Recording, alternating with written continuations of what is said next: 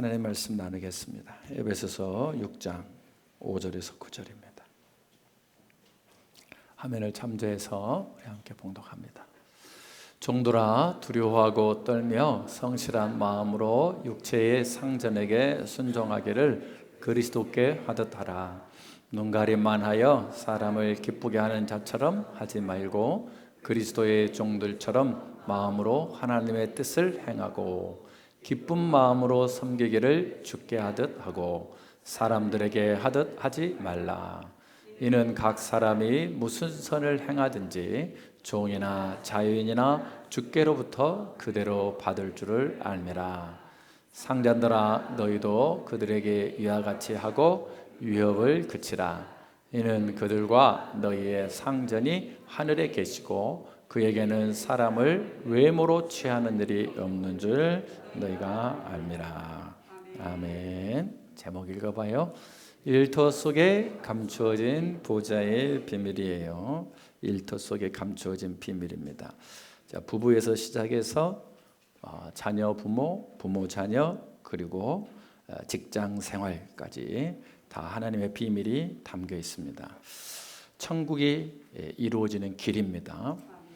어느 한 목사님이 폭우가 쏟아지는 날, 그 비를 뚫고 IC로 이렇게 막 진입을 했는데 한 차가 저 앞에 스톱해 있더라는 거예요. 그러니까는 차들이 줄줄이 막혀가지고 갈 수도 없고 뺄 수도 없고, 그래서 사람들이 답답하니까 빵빵거려도 꿈쩍을 안 해요. 조급한 사람들이 하나둘 우산 쓰고 나와서 무슨 일이냐, 내가 차를 좀 볼 줄 아는 사람인데 빨리 본네트 좀 열어봐라. 그런데 차 주인은요 본네트를 안 열어주는 거예요. 그러면서 하는 얘기가 차가 고장나서 서 있는 것이 아니고 기름이 떨어져 서 있다는 거예요. 갑갑하잖아요. 사람들이 그때부터 욕이란 욕은 다 퍼붓기 시작하는 거예요. 뭔 사람이 기름 떨어진지도 모르고 차를 몰고 고속도로를 진입하려고 하는 사람이 어딨냐고. 그랬더니 이 사람이요 다 죽어가는 소리로 하는 얘기가, 사실은요 제 차의 계기판에는요 고장이 나가지고 기름이 있는 걸로 나와 있다는 거예요. 근데 목사님이 그걸 이렇게 우두커니 보다가, 와, 이게 우리 인간들의 근본적인 문제구나, 그런 생각이 들었다는 거예요. 하나님께서는 우리 모두에게 양심이라는 계기판을 주셨어요. 그래서 그 양심을 잘 가지고 살면 되는데 죄로 인해서 그 계기판이 전부 고장났어요. 근데 그걸 모르고 열심히만 살다가 중간에 멈춰버린 오도 가도 못하는 차들과 같은 거 아닌가. 그래서 이 고장난 계기판의 특징은 뭘까? 철저히 자기중심이라는 거예요. 자기중심. 그래서 내 자신은 굉장히 공정하다고 다들 생각합니다. 그런데 사실을 알고 보면은 항상 자기에게 유리한 쪽으로 굽어 있다는 거죠. 그 특징이 뭐냐면, 그렇게 사랑한다고 하는데 왜 가정은 그렇게 불행하고, 또 결혼이 그렇게 힘들고, 또 은혜 받았다고 하는데 그 은혜 받은 사람 옆에서 상처받은 사람이 있고, 또 상처를 주기도 하고 상처를 받기도 하고, 이게 다 열심히는 사는데 계기판에 문제가 있는 거죠. 그래서요 상처받았다는 사람 손 들어보세요 라고 하면 여기 있는 분들 다 든다는 거예요. 수천 명, 수만 명, 수십만 명이 다 상처받았대. 그런데 상처 준 사람 손 들어보세요 그러면 뭔 소리냐고 다 둥그렇게 쳐다보는 거예요. 이게 뭐예요? 다 왜곡되어 있는 거예요. 그래서 그 고장난 계기판으로 인해서 많은 비극적인 풍경들이 연출되는 거죠. 고장난 양심은요 마치 더 이상 북극을 가르치지 못하는 나침판하고 같아요. 아무 소용이 없어요. 한 곳만 가르치는 거예요. 오직 내 유익, 내 감정, 내 기분, 나의 기준, 나의 옳음만을 자꾸 가르치는 거예요. 그런데요 우리 하나님께서 은혜와 사랑을 부으시면 이 계기판이 고쳐진다는 거예요. 한국 초기 교회에 엄영수라는 분이 있었어요. 이분은 왕손을 모시는 마부였어요. 그러니까 당시 마부는요 인간 이하의 대우를 받던 존재였어요. 근데 이분이 예수를 믿게 되었고, 영수라고 하는 것은 오늘날 장로의 직분에 해당되는 거예요. 초대교회에. 그래서 이분이요 모든 것을 헌신해서 예배당을 짓고 교회를 위해서 수고하고 예수님 때문에 너무 기뻐서 말할 수 없는 기쁨 속에 살았어요. 하루는요 왕손을 모시고 지방으로 가는 길에 자기 기쁨이 너무 큰데 이분은 나라가 망해가지고 비참하게 너무 마음이 아파서 나으리 예수 믿으세요 이렇게 전도를 했어요. 그러니까는 이분이 빈정거리면서 야 예수 믿으면 너 같은 쌍놈이 양반 대단하냐 이렇게 했어요. 그때 이 엄영수라고 하는 분이 역사의 남을 고백을 했어요. 나으리 예수 믿는 도리는 그런 것이 아닙니다. 제가 양반되기 위해서 예수 믿는 것이 아니라 마부 노릇을 잘하기 위해서 예수를 믿습니다. 그 말에 이 왕손이 완전히 감동해서 변해버렸어요. 그리고는 자기도 예수를 믿게 되면서요, 자기의 마부 이 사람을 형님이라고 따르기 시작했어요. 그리고 1914년에 승동교회 장로가 되셨고, 백정, 그 승동교회는 양반들로, 서울 중심에 양반들로 이랬는데 백정들이 막 오니까 양반들이 떠나가는 거예요. 백정하고 어떻게 같이 겸하여 앉을 수 있냐. 그런데 이분이 앞장서서 백정 출신 박성춘 장로님과 함께 신분을 초월한 섬김의 본을 보였고, 훗날 그 교회의 2대 목사가 됐다. 이분이 바로 철종의 사촌 경평군의 장남 이재영 대감이었어요. 여러분, 세상의 고장난 계기판은요, 어떻게 하면은 나의 이 자리에서 좀 더 올라가 볼까, 늘 비천한 마음을 가지고 어떻게 하면 성공해 볼까, 거기를 향해 딱 고정되어 있지만, 복음의 계기판은 내 주 예수 모신 것이 그 어디나 하늘나라가 되는 축복이 있습니다. 내가 처한 이 자리에서 나의 사랑하는 주님을 어떻게 기쁘게 하고 영화롭게 해볼까, 그쪽 방향으로 가게 돼 있어요. 그래서 예수님을 진짜 믿게 되면 부부관계가 천국이 될 수밖에 없어요. 이게 시작이죠. 부모 자녀가 회복될 수밖에 없어요. 그리고 매일 나가는데 직장도요 기쁠 수밖에 없다 이 말이죠. 사랑하는 여러분, 여러분은 예수를 믿으신 후에 계기판이 바뀌셨나요? 어떻게 일부는 숫자가 절반인데 아멘 소리가 더 컸는데 어찌했을까요? 아직도 직장에만 나가면 내가 이런 대우 받을 사람이 아닌데, 내가 더 크고 좋은 기업에서 이렇게 내가 얼마, 이런 계기판만 붙잡고 있으신가요? 사랑하는 여러분, 우리에게는 예수 그리스도가 계십니다.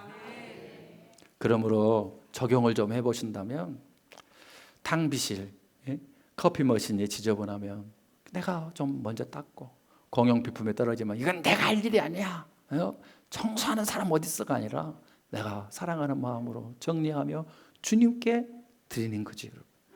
동료들이 모여서 상사의 험담할 때에 동조하지 말고 침묵해버리거나 분위기를 바꾸는 거예요. 예수 그리스도 때문에, 그분을 사랑하는 마음으로, 그분의 얼굴을 드높이는 마음으로.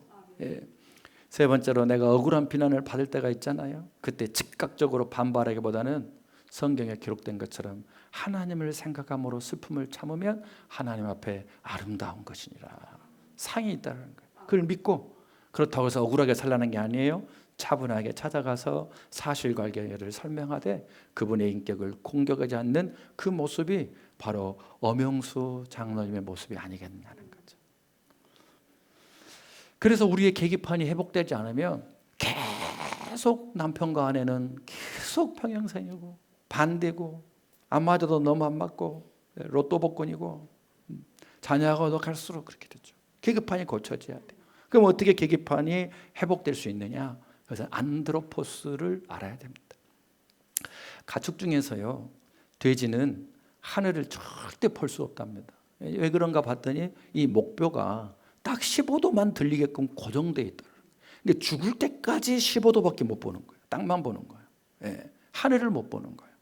그런데 여러분, 그 헬라어로 이 사람이 안드로포스인데, 그리스 사람들의 전 세계의 사상, 철학을 지금까지 영향을 미치고 있잖아요. 그들이 연구 끝에 짐승과 사람의 다른 점이 뭐냐 했더니 안드로포스 벌써 나와버렸네. 직립하여서 꼿꼿하게 서서 하늘을 보는 존재라는 거예요. 이것이 바로 짐승과 사람의 차이라는 거예요. 진화론에서는 갖다 볼지 모르겠지만은 직립하여서 하늘을 볼 수 있는 존재가 바로 결정적인 인간의 특징이다라고 말한 거예요. 그렇다면 오늘날 인간의 문제는 뭐냐면, 하늘을 보고 살아야 될 사람들이 땅만 보고 사는 거예요. 왜 그래요? 고장나 버려가지고. 그러니까 사람의 시선만 보게 돼 있고, 누가 나한테 뭔 평가를 하면 확 하고 거기에 목을 매면 그런 삶을 사는 거예요. 그러니까 하늘에 계신 진짜 상전이신 우리의 아버지 하나님, 십자가에서 모든 것을 아낌없이 내주신 그분의 사랑을 받지 못하고 사니까 사람의 눈치만 보고 눈가림만 어떻게 하려고 하고, 예? 사람을 기쁘게 하려는 그 조급함에 빠져서 고통받는, 예. 하나님의 위로를 전혀 경험하지 못하니까 아무 일도 아닌 일에 상처받고 푸락하고 산에 중내하고 허덕거리다가 중간에 멈춰버린다는 거예요. 그래서 오늘 바울은 비밀이라는 거, 이것도 비밀. 우리가 정말 모든 곳에서 삶의 영역에서, 하나님의 교회만 있는 것도 아니고 가정에만 있는 것도 아니고 모든 곳에 계시니까 우리가 모든 곳에서 천국의 비밀을 이루며 살려면 진짜 상전이신 예수 그리스도를 보면서 살라는 거예요. 안드로포스로 살라는 거예요. 영적인 목표가 고쳐져서 하늘을 볼 수 있는 삶을 살아라. 세계 2차 대전 때요, 일본이 미국을 공격해 버렸잖아요. 진주만을 공격하니까 일본이 화가 나가지고 이제 태평양 전쟁이 발발하잖아요. 얼마나 괘씸했겠어요, 미국 입장에서. 그래가지고는 미국에 살고 있는 일본인들을 전부 다 잡아다가 수용소에 수용하는 거예요. 그런데 한 일본인이 샌프란시스코에서 장미 농장을 했는데 어마어마하게 성공을 했어요. 그런데 일본인이기 때문에 이 사람도 끌려가야 돼. 그때에 이웃 사람들이 와서 이렇게 말했어요. 걱정하지 마세요. 당신이 수용소에 있는 동안 우리가 당신의 농장을 잘 돌봐드리겠습니다. 믿을 수 있겠어요? 그러니까 이 일본 사람이 겉으로는 감사합니다, 감사합니다, 예, 아리가또 고자이마스 하면서도 속으로는 저 사람들이 뭐한테 나를 도와주겠어? 이렇게 믿어지지가 않는 거예요. 좀 혼이 나가버렸죠. 그랬더니 이분들이 표정을 보더니 아, 이 사람이 못 믿는구나. 그러면서 이렇게 말을 덧붙였어요. 걱정하지 마세요. 우리를 믿을 수 없다면 우리가 믿는 하나님을 믿으세요. 그랬어요. 사실은 그동안 몇 번이나 이 일본 사람을 주변에서 전도해 보려고 노력했는데 다 거절했어요. 그러니까는 우리를 믿지 못하겠던 것은 우리가 믿는 하나님을 믿고 안심하세요, 이 말도 전혀 이해가 안 되는 거예요. 그리고 끌려갔어요. 다행히 2년 만에 이제 태평양 전쟁이 끝났어요. 혹시나 하고 자기 집으로 돌아왔어요. 그리고 샌프란시스코역에 딱 내렸더니 자기 그 이웃 사람들이 현수막을 들고 플랜카드를 들고 웰컴 백홈 하고 그들이 나와 있더라는 거예요. 그것도 감동이었는데 이제 집에를 가보니까 농장이 자기가 가꿀 때보다도 훨씬 더 깨끗하게 관련되었고 아름다운 장미들이 활짝 펴있더라는 거예요. 믿을 수가 없었어요. 그래서 집 문을 열고 부엌으로 딱 들어갔더니 장미 한 송이가 딱 식탁에 있고 옆에 과자통과 카드가 있더라는 거예요. 쫙 열어보니까 그동안 그 이웃 사람들이요, 수익금을 낸 것을 다 저금해가지고 통장에 딱 넣어놓고 옆에 카드에 딱 2줄이 써 있는 거예요. God loves you. You could start again. God loves는 알죠? 예? 당신은 다시 시작할 수 있습니다. 그 글을 읽는 순간에 무릎이 탁 꿇어지면서 눈물이 펑펑펑 흐르는 거예요. 아, 이게 하나님이 있다는 증거구나. 하나님께서 행하셨다는 것을 부인할 수가 없는 거죠. 여러분, 우리가 다 비슷한 사람인데 어떻게 이런 삶을 살 수가 있어요? 하나님 때문에, 성령의 은혜 때문에. 그래서 죄가 뭐냐, 타락이 뭐냐, 결국에 어떤 거창한 것이 아니고 이 하나님을 무시하고 살면은 다 자연스럽게 그 열매가 맺어져요. 없을 묻자 볼 시자예요. 하나님을 안 봐버려요. 그냥 딱만 보는 거예요. 그것이 로마서 1장 28절인데 또한 그들이 마음에 하나님 두기를 어떻게 했대요? 싫어하니까, 하도 싫어하니까 하나님께서 그들을 내버려 두는데 그 마음이 상실한 마음이에요. 그러니까 이 상실한 마음이 자연히 열매를 맺는데 합당하지 못한 일만 열매를 맺게 되어 있다는 거예요. 그래서 그것이 29절부터 쭉 33절까지 나오는데 모든 불의, 추악함, 탐욕, 악의가 가득, 시기, 살인, 분쟁, 사기침, 악독이 가득함, 수근수근함, 비방함, 예? 이 다 하나님 미워하는, 능욕하는 거, 교만한 거, 자랑하는 거, 악을 도모하는 거, 부모를 거역하는 거. 예. 31절에 무정하고 무자비하고. 예. 32절 읽어볼까요? 그들이 같은 일을 행하는 자는 사형에 해당하다고 하나님께서 정하심을 알고도 자기들만 행할 뿐만 아니라 또한 그런 일을 행하는 자들을 옳다 하느니라. 양심이요, 너 이렇게 살면 안 돼. 그런데도요, 여러분, 우리가 누구를 만나고 사느냐가 이렇게 중요한 거예요. 예수 계속 악을 행하는 사람은요, 알면서도 그냥 그렇게 돼버린다는 거예요. 근데 이 내용이 전부 다 무슨 내용이에요? 사람과 사람 사이의 대인관계 문제잖아요. 하나님을 무시하고 있는 사람들은 반드시 대인관계가 문제가 생긴다는 거예요. 예. 그래서 누구나 하나님을 안 보고 사는 사람은 잔인해지고 타락하고 포악해지고, 목사도 마찬가지예요. 이상해지잖아요. 목사가 사람이라 그래요. 목사는 직분일 뿐이에요. 그 직분이요, 그 사람을 만들어준 게 아니에요. 그 직분에 합당하게 살려고 하나님을 늘 바라보고 살아야 그 유지될 뿐이에요. 예. 그런데 목사들이 나중에 타락해버리는 거예요. 선교사도 타락할 수 있고 장도 타락할 수 있고 다 타락할 수 있어요. 하나님이 무능해서가 아니라 이렇게 버젓이 알면서도 하나님을 보지 않고 살면 하는 일이 다 똑같다는 거예요. 그래서 보니까 에베소서도요, 신령한 복을 주시고 만물을 충만케 하는 은혜를 교회와 성도들에게 주셨는데, 이 삶이 왜 안 바뀌나? 에베소 3장부터 보니까 또 전부 다 대인관계예요. 그래서 신기하게도 아내와 남편의 문제를 먼저 다뤘었죠. 자녀와 부모 문제를 다뤘고, 지금 이제 직장에서 상사와 아랫사람의 그 아름다운 삶의 모습이 어떻게 이루어지는가를 다루는데 전부 다 예수 그리스도와 연결이 돼 있네요. 뭐하고 연결돼 있다고요? 우리 인생의 모든 키가 예수 그리스도 연결돼 있어요. 그래서 에베소 5장 22절에 아내들이여 자기 남편에게 복종하기를 누구에게? 그래야 되는 사람, 주님에게 하는 것이라는 게, 주님에게. 주님 살아계셔요. 여러분, 365 기도회나 이런 게 왜 중요하냐면 계속 우리가 잊어버리거든요. 밥을 먹고 어제 밥으로, 일주일 전 밥으로 사는 게 아니잖아요. 에베소 5장 25절도 그래요. 남편들이 아내 사랑해가 어렵더라고요. 내가 지금 본 게. 그런데 그리스도께서 교회를 사랑하시고 주신 것 같이 하라는 거예요. 예수 그리스도에게 하는 거예요. 에베소 6장 1절에도 자녀들아 어디 안에서 부모에게 순종하기가 너무 어려워요. 그걸 알아야 돼요. 부모가 저렇게 감사합니다 하면 고마워하고 춤을 춰야 돼요. 저걸 어떻게 유지해 볼까 기도해야 돼요, 여러분. 저절로 되지 않아요. 근데 주님을 생각하는 애들은 한다는 거예요. 에베소 6장 5절에도 종들아 두려워하고 떨며 성실한 마음으로 육체의 상전에게 순종하기를 누가 받으시니까? 예수가 듣고 다 받으시고 주신다는 거예요. 9절에서 상전들아 너희들이 상전이라고, 땅에서 상전이라고 영원히 상전인 줄 아냐? 너희 주인도 하나님, 그가의 사람들도 하나님이니까 두려움으로 너희가 행할지라. 예. 하나도 예외가 없네. 가정에서도 교회에서도 직장에서도 다 예수 그리스도와 연결되어 있어요. 우리는 살면서 서로 상처를 주고 받을 수밖에 없는 인생인데 언제부터 바뀐다는 거예요? 안드로포스, 땅 쳐다보는 그런 가축의 인생이 아니라 당당하게 서서 하늘을 볼 때에 우리의 계기판이 똑바로 된다는 거예요. 우리 주님이 그리스도께서 주인 됐을 때 100% 모든 관계가 좋아지게 돼 있습니다.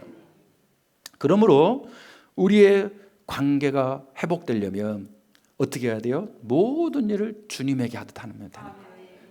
주님에게 하듯 하면 돼요.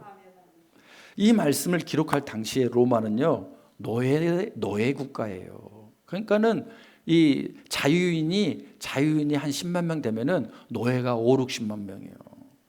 그러니까는 복음이 들어가니까 교회에 노예가 엄청 많잖아요. 여러분, 양반하고 쌍놈도 같은 자리에 안 왔는데 주인하고 노예하고 그렇게, 그러니까 고린도 교회가 난리잖아요. 근데 이 문제가 해결이 됐어요? 됐다 이 말이요. 말씀으로. 모든 일을 주님 대하듯 했다는 거예요. 상전이라고 상전이 아니고 종이라고 종이 아니고 우리가 이 정체성을 회복해야 돼요. 누가 나한테 무시한다 그래도, 남편이 나한테 속상해도 나는 하나님의 딸이고 하나님의 아들이요. 직장도 마찬가지예요. 이 정체성이 없으면 산에 진미를 갖다 놓고 궁전에다 갖다 놔봐요. 자기는 늘 오돌오돌 떠는 너무 초라하고 볼품없는 사람 되는 거예요. 가장 어려운 관계가 주인과 종의 관계고 노예와 그 주인의 관계 아니겠어요? 근데 예수 그리스도가 딱 들어가니까 그들의 아름다운 은혜와 능력이 로마로 바꿔버린 거 아니겠습니까? 그래서 에베소 6장 8절에 이는 각 사람이 무슨 선을 행하든지 종이나 자유인이나 누구에게 받아요? 주님께 받아야 돼요. 주님께 받아야 돼요. 남편에게 받는 거 아니고 자식에게 받는 거, 그건 다 보너스야. 더하여 주는 거예요. 주님이 준 것 없이 부모가 줘봐야 그 금방 없어져 버려요. 주님이 없이 자식한테 만족해봐야 그것이 나중에 내 무거운 멍해가 돼요. 주님이 주시는 것 속에서 남편이 주고 아내가 주고 자식이 주고 부모가 주는 것은 더하는 축복이고 안드로포스예요. 그러므로 직장을 다닐 때 단순히 생계수단을 위한 현장으로 보면 영원히 우리는 불행할 수밖에 없고, 살아계신 하나님을 만나는 내 현장이다. 하나님이 나를 지켜보고 계셨는데 하나님을 기쁘게 하리라. 하나님을 만족시키리라. 그게 바로 그 일본인을 감동시킨 크리스찬들이고, 그리고 그 마부가 그 자기도 장로가 되고 그분도 목사를 만들 수 있는 힘의 근원이 거기에 있는 거예요. 그러니까 오늘 말씀에 에베소 6장 5절에 종들아 두려워하고 떨며 성실한 마음으로 육체의 상전에게 순종하라 했는데, 이게 다 하나님에 대한 태도잖아요. 두려워하고 떨고 성실한 것은 하나님이 나를 경외하라, 나는 너희 하나님이라 할 때의 그 말이에요. 그러니까 그리스도께 하다라는 거예요. 그럼 순종하라는 게 무슨 뜻이냐면은 영어의 understand, 아래에서 듣는다는 거예요. 여러분, 우리 자녀들이요, 엄마가 한마디 하면 100마디를 해, 이놈 새끼들이. 그요, 떡실이 엎은 거예요. 정신을 바짝 차려. 젊은 부부들은 나이를 이미 먹어버렸다 그러면 더 납작 엎드려서요, 애들이 불손하지 않게 해야 돼. 왜? 하나님께 복 못 받아요. 지금 우리가 창세기 보고 있잖아요. 피눈물 흘리면서요, 미안하다, 내가 잘못했다, 그러나 너 그렇게 나한테 태도를 하면 안 된다. 저도 그렇게 해서 둘째를 잡았어요. 네가 엄마랑 싸우는 게 아니다, 너는 네 자신을 죽이고 있다. 알아먹더라고요. 또 성실한 마음은 뭐냐면 나뉘지 않는 마음이에요. 기분 좋을 때만 저 새끼들 맛있는 거 사준다고 감사하고, 감사할 줄 알아서 감사하긴 한데 그럼 안 사주면 어쩔 건데. 성실한 마음은 나뉘지 않는 마음이에요. 비가 오나 눈이 오나 고난이 있을 때나 하나님 형통케 하실 때나 다 합력하여 선을 이루시는, 하나님은요 살아계셔서 사람이 주지 못하는 상급을 주시는 분이요. 그게 진짜 축복이에요. 그러니까 우리는 눈을 들어 뭐를 봐야 돼요? 땅이 아니라 하늘을 봐야 돼요. 그래야 우리가 주의 교양과 훈계로 고쳐줘요. 내가 주의 말씀으로 산 것이 있어야 자녀를 가르칠 거 아닙니까? 그래서 나를 힘들게 하는 직장 상사 그 뒤에 누가 계셔요? 우리 하나님이 계시는 거예요. 하나님 보고 계시지요. 하나님 말씀대로 하겠습니다. 하나님 책임지신 걸 내가 보고 간증하겠습니다. 그러므로 적용을 해봐야 돼요. 여전히 우리는 상사의 비난 한마디에 영혼이 와르르르 무너질 수 있어요. 그런데 그 증거는 뭐냐? 내가 땅만 보고 있다는 증거, 하늘의 위로를 받고 있지 못한 증거예요. 그러므로 어떻게 해야 돼요? 매일 업무 시작 전에 아이고 오늘 하루 언제 가나, 점심시간 언제 오나, 그런 게 아니라 딱 손을 얹고 내 책상에다가 내 앉은 자리에다가 1분간 기도하는 거. 주님, 여기가 하나님 만나는 제단입니다. 말씀에 기록된 대로 나도 삽니다. 주님, 나의 행하는 모든 일이 주님께 향기로운 예물이 되게 하여 주시옵소서. 달라지게 돼 있어요. 인상 쓰는 상전 앞에서 하늘을 보는 거예요. 하나님, 내가 여기 있다. 내가 보고 있다. 응? 네가 사람 보고 비겁하게 아부하는 것이 아니다. 네가 생각이 없어서 그런 것이 아니다. 나를 생각하게 산 것이니 나도 너를 생각하리라. 그러므로 세 번째로 우리가 알아야 될 게 뭐냐면, 하나님께서 모든 곳에서 천국을 이루는데 1터는요 우리 인생의 3분의 2 이상을 거기서 살잖아요. 사실은 어떻게 해야 되냐? 자발적 사랑의 디아코노스가 되어야 한다는 거예요. 이게 무슨 말이냐? 성경에는요 종을 뜻하는 단어가 2개가 있어요. 하나는 둘로스예요. 아시는 분들은 알겠죠. 근데 하나는 뭐냐면 디아코노스예요. 이 두 단어는 똑같이요 주인을 섬기는 자라는 의미를 가지고 있는데, 결정적인 차이가 하나가 있어요. 그게 뭐냐면 이 둘로스들은 어떤 식으로 만들어진 종이냐면 전쟁에서 패배해서, 그래서 내가 왕비였는데 노비가 되고 또 왕이었는데 노예가 되는, 얼마나 인생이 불행하고 얼마나 짜증이 나고 안 하면은 채찍만 나, 사는 것이 지옥 같은 이 사람들을 둘로스라 그래요. 교회를 섬겨도 그렇게 섬기는 사람이 있으면 안 되겠잖아요. 헌금해야 되네, 이런 게 아니라는 거예요. 이게 둘로스. 그런데요 디아코노스는 뭐냐면요 자기가 종이 안 돼도 되는데 종이 되는 거예요.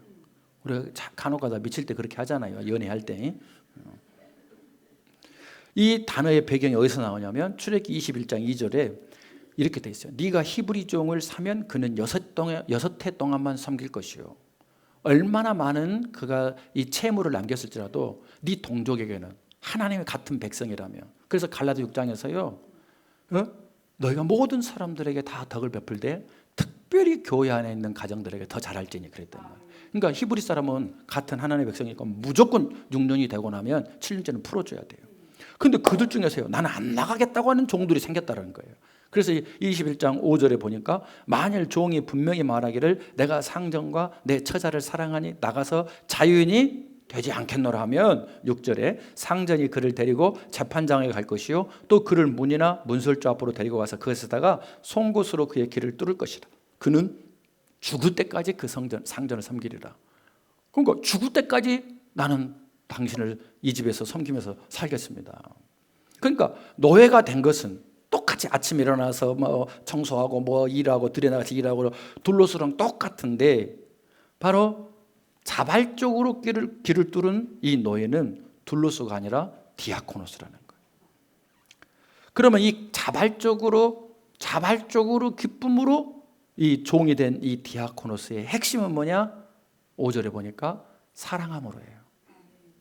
그 상전이 나에게 베푼 은혜가 감사하고 내 처자식을 사랑하기 때문에 스스로 종이 된 거예요. 그러면 귀를 딱 뚫고 나는 이제 이 집안을 위해서만 모든 것을 듣겠습니다 하고 평생을 사는 거예요. 이 사랑의 정신, 이 디아코노스의 사랑을 완성하신 분이 우리 주 예수 그리스도예요. 그래서 마태복음 20장 28절에 이 사랑이 없었다면 우리는 구원받을 수가 없었어요. 인자가 온 것은 섬김을 받으려 함이 아니라 도리어 섬기려 하고 자기 목숨을 많은 사람의 대속물로 주려 함이라 할 때 이 섬김이란 단어가 디아코노스예요. 디아코노스. 놀랍잖아요. 하나님 아들 예수 그리스도께서 그 뜨거운 자발적인 사랑을 가지고 우리를 섬기러 종이 되어 주셨기 때문에 우리가 구원받았단 말이에요. 그리고는 우리에게도 말씀하셨어요. 마가복음 8장 34절에 무리와 제자들을 어떻게 불러 모아가지고 누구든지 나를 따라오거든 자기를 부인하고 자기 십자가를 지고 나를 따를 것이라 할 때에 십자가가 디아코노스랍니다. 그러니까요, 이런 망나니 같은 삶, 바보 같은 삶 그렇게 해석한 바울이요, 스데반을 돌로 쳐 죽이고 교회를 막 핍박하고 성도들을 잡아다가 막 결박하고 감옥에 넣고 이 바울이 이런 이론을 너무 싫어했어요. 그런데요, 다메섹 도상에서 예수 그리스도를 만나서 이전의 눈이 멀어버리고 예수의 은혜를 받고 나더니요, 빌립보서 2장 5절에서 이렇게 말해요.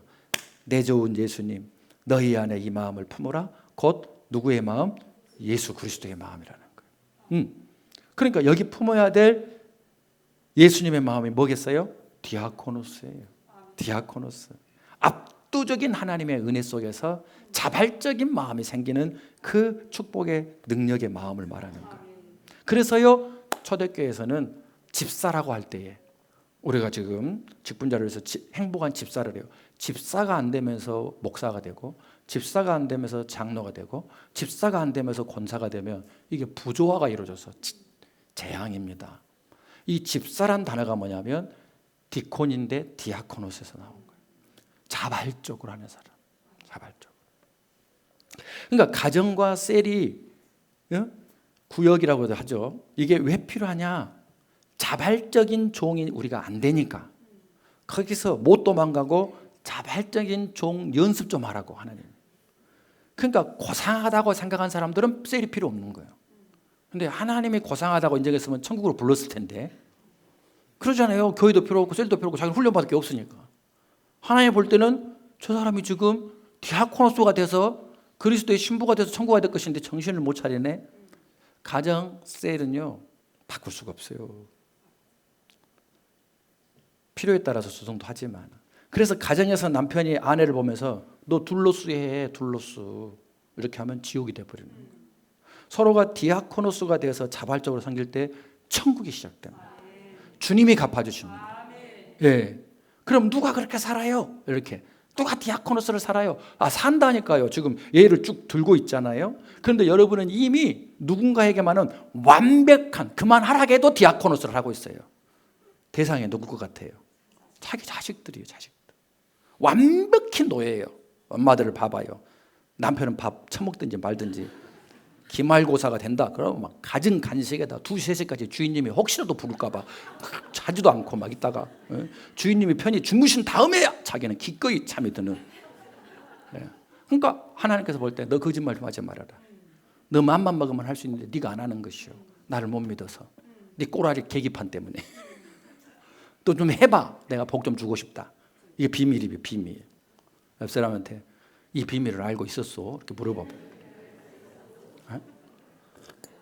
그러니까 일부 때도 그렇지만은 나는 우리 청년들 너무 예쁘고 사랑스러운데 또 미안해요. 미안해. 내가 막 더 막 같이 옆에서 붙여줘서 막 은혜를 넣어줬는데 힘이 없어가지고.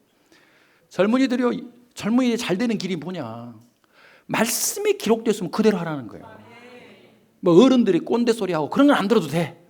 그러나 적어도 말씀에 기록되어 있고 그리스도가 살아계심을 믿는다면 감동주셔서 그대로 하면 복을 준다니까요. 근데 성경에는 이해 안 되는 말이 많다 이 말이에요. 베드로전서 2장 18절 19절. 정말 저도 이 말씀이 내 안에서 풀어질 때 그 전도사 때 얼마나 행복했는지 몰라요.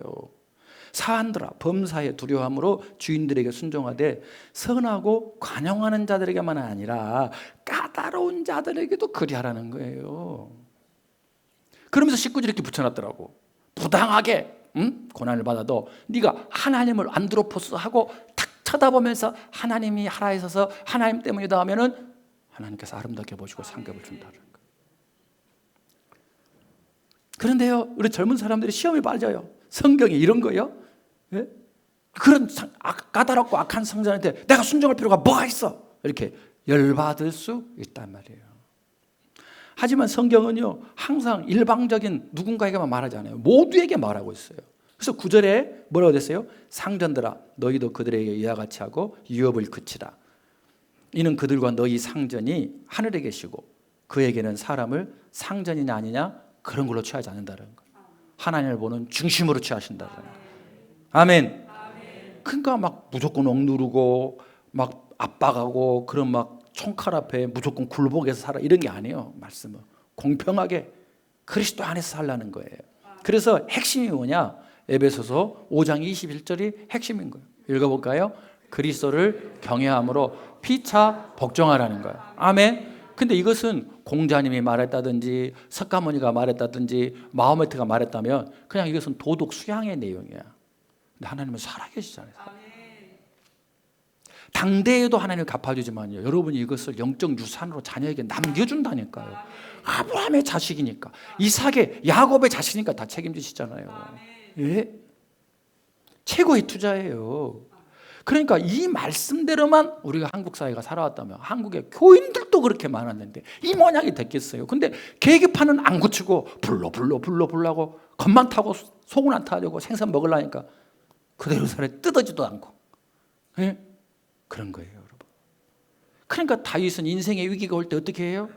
이 사람은 이렇게 말하고 막 사울 당신은 손도 묻히지 마세요. 창으로 내가 대신 찔러드리겠습니다. 미치는 거예요, 그런 소리 들으면. 근데 뭐라 그랬어요? 주여 말씀만 하옵소서. 주의 말씀이 내 발의 등이고 내 길의 빛이 될 것입니다. 말씀이에요, 말씀.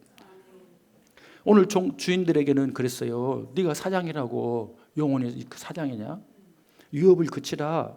그 사람이 언제 유업해요? 사람을 존재로 인격으로 대하지 않을 때, 내게 이익을 주는 존재냐고 기능으로만 따질 때. 그래서 부모가 자녀한테도 이익으로 따지잖아요. 그럼 오늘 찬송가 어머니 넓은 사랑 기쁠 때는 슬플 때는 그것이 아니라 기쁜 데도 슬프게 만들고 영어 점수 몇 점 나왔느냐고. 여러분 공부 잘해도요 직장 좋은 데 못 갈 수도 있고요, 좋은 데 다녔어도요 잘려서 통닭장수도 할 수도 있어요. 뭐 주려고? 어머니 생각하면 좀 눈물이 나는데 이가 갈린다면 어떻게 되겠어요? 왜 그래요? 기능으로 대하는 거예요. 자식을 존재로 대하지 못하고 계기판이 고장 나가지고. 그냥 지난주 말씀대로 소소한 행복을 많이 줘요. 여러분, 그러면 에베소 6장 9절에 주인들 입장에서는 노예제 사회인데 자기 집안에 노예를 20명, 30명씩 데리고 있는데 진짜로 그리스도께 대하겠다 했을까요? 했으니까 로마에 변화가 있었죠. 빌레몬서를 읽어보시면은요, 오네시모라는 인간이요 도망쳐버려요. 그러면 우리 조선시대도 추노꾼이 있어가지고요, 그 사회를 유지하니까 끝까지 추적해서 죽이거든요. 노예도 마찬가지예요, 그 당시. 그런데 이 오네시모가 도망가다가 누구를 만나냐면 바울을 만나요. 그리고 그 복음을 받아들이고요, 믿음이 좋아가지고요, 바울이요 이 오네시모를 믿음의 형제라고, 그래가지고 빌레몬서를 쓴 거예요, 이 오네시모 때문에. 그러면서 그는 나의 형제고 너의 형제니까 그를 용서하라. 그리고 그에게 채무가 남아있다면 내가 갚을 테니 내게로 청구하라. 빌레몬이요 그걸 듣고요 용서합니다. 여러분, 사람들은요 자기의 기준만이 옳은 줄 알아요. 그래서 인생이 변화가 없어요. 그런데 예수 그리스도를 만나는 사람은 예수 그리스도가 답이 되기 시작하는 거예요. 거기서 역사가 일어나는 거예요. 우리 모든 인간관계가 거듭나는 것은 바로 예수를 만나서 그 예수를 따르는 것 외에 무슨 길이 있겠어요? 무슨 길이 있으면 말 좀 해봐요. 여러분, 행복 전도사가 왜 부부가 자살을 하냐 이 말이에요. 그렇게 강의하고 그러면서 하나님 없는 그 이론은 능력이 없어요. 우리 하나님 우리 안에서 역사해 줘야 돼요. 그래서 오늘 사도 바울은 진짜 상전이 계시다, 예수 그리스도를 바라보고 살자 말하는 거예요. 가정이 회복될 수 있는 유일한 길, 그것은 우리가 그 은혜에 감사해서 자발적으로 주님에게 길을 뚫고 디아코노스가 되는 거예요. 교회에서도 신앙생활할 때도 이렇게 자발적으로 디아코노스를 되신 분들이 있을 때에 그 교회는 복받은 교회예요. 우리 교회도 많이 있어요. 정말로 막 제가 한번 괜히 그 소리 화장실에서 찬송하면서 청소하는데 아직도 찬송을 안 해버려요. 목사님이 듣고 있을지 몰라. 막 회개합니다. 회개. 꼭 누군지 아시거든 하라고 하세요. 네? 주차 봉사하고 안내 봉사하고 그 다 주방 봉사하고 그분들을 귀하게 여겨야 돼요. 교회 와가지고 주차 봉사하는데 다른 교회는 이러더만 자기는 저러네. 주차봉이 짧네 기네 막 만 식당이 막 이런다냐, 막 카페는 왜 이런다냐. 여러분이요, 그럼 복 못 받아요. 여러분, 하나님을 경배하고 예배하는데 불편함을 겪을 줄 알아야 돼요. 우리 아이들이 막 교회가 멀다고 막 그러면 그래, 그렇게 힘듦에도 불구하고 하나님을 찾아가 만나는 것이 예배라는 것이란다. 그래야 얘들이요 막 귀족처럼 크지 않고 고난 속에서도 뚫고 가는 힘을 얻지 않겠어요. 예? 막 좀 있으면 이제 더우면 막 에어컨을 빵빵히 틀 거거든요. 춥다 가지 말고 옷을 갖고 와요. 겨울에는 좀 추울 수 있어요. 그럼 옷을 또 갖고 와요. 그것이 자발적인 디아코노스지. 우리가 여기서 교회 와서 황제 노릇하려고 하는 게 아니잖아요. 왜 이민교회가 힘든지 아세요? 참 힘들게 이민까지 갔는데 교회 와서는 다 황제 하려고 하니까 그분들이 다 머리가 빠져버려요. 머리가 빠져버려. 그런 게 아니에요. 그리스도를 몰라서 그러는 거예요. 예? 우리 젊은이들은요 얼마나 이제 참 슬프고 미안하고 애처롭고 정말 많이 기도해 주세요. 제가요 부모에게 공경해라 이런 설교를 하면요 꼭 자녀들 중에 시험 들어가지고 목사님 그런 사람인지 몰랐네. 왜 일방적이냐고 막 이상한 집도 있는데 막 그래요. 참 그런 얘기가 아닌데 어째 그것만 들었을까? 그러면서 내가 신뢰를 못 받는가 별의별 생각이 다 들어요. 고민하다 보니까 답은 그거예요. 오죽이 상처가 많았으면 그럴 거예요. 오죽이 엄마 아버지한테 어른들한테 상처받으면 그럴 거예요. 우리나라 젊은이들이 지금 비극이 뭐냐면요 뭐 말만 나오면 꼬아서 들어. 우리 예수님이 어린아이 같지 않으면 천국 못 간다는데 완전히 꼬일 들을 거예요. 꽈배기도 아닌데 얼마나 슬픈 일입니까? 예수님께서 보여주신 가장 큰 비밀은 디아코노스라는 거예요. 서로가 디아코노스, 목사도 디아코노스, 성도도 디아코노스, 부부도 디아코노스. 마귀가 어디에 틈타겠어요? 왜 안 되려고 그래요? 주님을 못 믿는 거고 주님 만날 생각을 안 하는 거잖아요. 저는 목사님들이 막 이상한 막 행동하고 그러면 저분은 하나님 이제 안 믿는가 보다. 난 그 생각밖에 안 들어요. 하나님 안 만나려고 모양이다. 여러분, 우리가 정말 예수님이 보여주신 그 길이 생명의 길인 줄 믿고 자발적으로 디아코노스의 길을 갈 때에 살아계신 하나님이 그 요셉의 위경 속에서 사람들은 그를 죽이려 했으나 그가 코람대로 살았을 때 끝끝내 그를 살려가지고 그 형들을 용서하게 하시고 그리고 그 조카들까지 다 살려내서 민족을 이루게 하신 그 살아계신 하나님이 저 여러분도 반드시 복음의 비밀로 채워주실 줄로 믿습니다. 그러므로 적용을 해보셔야 돼요. 부하 직원들이 혹시 있다면 기능으로 대하거나 성과만 독촉하지 말라는 거예요. 또 가정에서도 배우자에게 둘로스 역할을 강요하지 말고 우리 스스로가 먼저 그 둘로스가 디아코노스가 돼보는 거죠. 또 동료나 후배가 이렇게 있으면 나 바빠 죽겠는데 막 상관하기 싫잖아요. 근데 경청해 주는 거, 뭐 큰 건 말하지도 않아요. 그것은 여러분이 주인과 만나서 하시고, 내가 그런 얘기하면 막 부담돼서 안 와보니까, 동료가 실수했을 때 비난하기보다 남들은 비난할 때도 포스트에다가 괜찮아, 그래도 다시 시작할 수 있어, 내가 기도할게, 아니면 내가 뒤에서 밀어줄게. 이렇게. 결론은 뭡니까? 가정도 교회도 일터도 하나님이 주인 되시는 거룩한 현장이 돼야 된다. 그 디아코노스의 섬김이 하늘의 복을 열게 하실 줄로 믿습니다. 그래서 결국은 다윗도 다니엘도 요소가 다 디아코노스 훈련하는 거예요. 잘 통과하시기를 축복합니다.